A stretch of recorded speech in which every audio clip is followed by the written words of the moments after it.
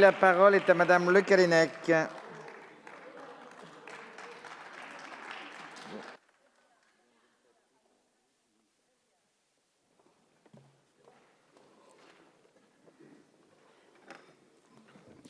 Madame la ministre, Madame la présidente de la Commission des affaires sociales, Madame la rapporteure, nous examinons en séance une proposition de loi visant à créer un délit d'entrave numérique à l'interruption volontaire de grossesse.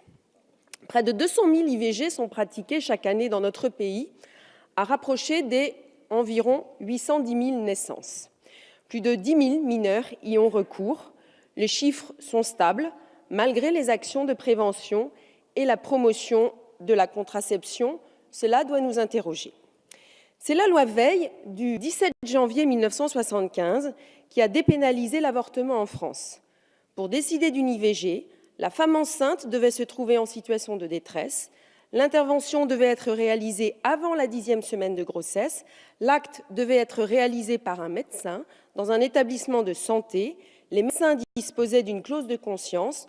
2 consultations médicales et 1 consultation psychosociale étaient obligatoires avant l'intervention. En 1993 a été créé le délit d'entrave à l'IVG pour lutter contre les commandos qui tentaient dans les années 90 de dissuader les femmes aux abords des établissements de santé pratiquant les IVG. Il s'agit de la loi Neyertz qui punissait de 2 mois à 2 ans d'emprisonnement et de 2 000 à 30 000 francs d'amende d'emprisonnement le fait d'empêcher ou de tenter d'empêcher une IVG. En 2001, la loi Veil est réformée. Le délai de recours est porté à 12 semaines de grossesse. La pratique de l'IVG est rendue possible en médecine de ville. Les mineurs peuvent y avoir recours sans l'autorisation parentale sous certaines conditions. La consultation psychosociale n'est plus obligatoire pour les femmes majeures, mais seulement proposée. Elle reste obligatoire pour les mineurs, comme vous l'avez rappelé, Madame la rapporteure. En 2014, ce sont 2 amendements introduits dans la loi pour l'égalité réelle entre les hommes et les femmes qui font évoluer la législation. Le premier amendement supprime la mention « situation de détresse » et prévoit que désormais peut demander une IVG une femme qui ne veut pas poursuivre sa grossesse. J'ai personnellement voté contre.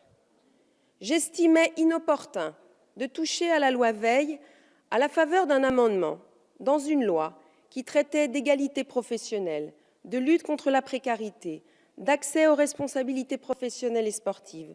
Je voulais également rappeler que si le recours à l'IVG est un droit inscrit dans la loi, il n'est pas un acte anodin. J'ai été caricaturée pour cette prise de position, comme le sont toutes celles et tous ceux qui osent juste défendre l'idée que l'IVG ne doit pas être banalisée. Le deuxième amendement introduit dans la loi égalité femmes-hommes étant le délit d'entrave de la loi de 1993 à l'accès à l'information, sanctionné désormais de 2 ans d'emprisonnement et 30 000 € d'amende. Vous visiez par exemple, Madame la ministre, et là je vous rejoins, à empêcher la distribution de tracts dans les hôpitaux. Je rappellerai enfin que la loi santé de janvier 2016 a supprimé le délai de réflexion qui était de 7 jours et l'a donc réduit à 0. Suppression que je n'ai pas votée, au risque d'être de nouveau raillée, estimant que cette période pouvait au contraire être mise à profit pour offrir à la femme, voire au couple désireux de recourir à l'IVG, toutes les informations nécessaires à leur prise de décision. Une prise de décision en toute liberté, en faisant confiance à la capacité des femmes à décider par elles-mêmes ou des couples à décider par eux-mêmes. C'est là l'enjeu de ce texte de loi, puisqu'aujourd'hui, tout un chacun peut aller s'informer, voire consulter sur Internet. Faites le test, chers collègues, tapez IVG dans un moteur de recherche et vous constaterez qu'en effet, il y a de la diversité dans les messages. Des sites clairement anti-avortement, des sites qui insistent sur la possibilité d'être écoutés et présentent, c'est vrai, des alternatives possibles à l'IVG. Enfin, le site officiel du gouvernement, ivgsocialsanté.gouv.fr, créé en 2013. Il affirme tout de même en première page que la majorité des études scientifiques sérieuses qui ont été publiées montrent qu'il n'y a pas de séquelles psychologiques à long terme de l'avortement, ce qui, reconnaissez-le, Madame la Ministre, peut être contesté et manque singulièrement d'objectivité.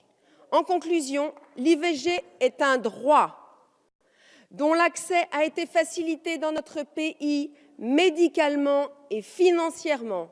Et contrairement aux allégations, nul ici ne le remet en cause.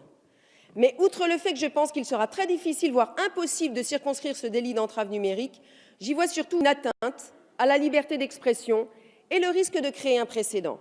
Et plutôt que d'entretenir une polémique stérile et risquer de faire voter une loi clairement liberticide, ne devriez-vous pas, Madame la Ministre, vous pencher davantage sur la promotion de la contraception, notamment chez les jeunes?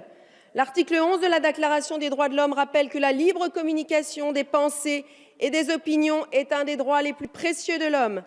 Il y a donc fort à parier que cette loi, si vous deviez la voter, car personnellement je ne la voterai pas, serait frappée d'anticonstitutionnalité. Je vous remercie. Merci, mes chers collègues.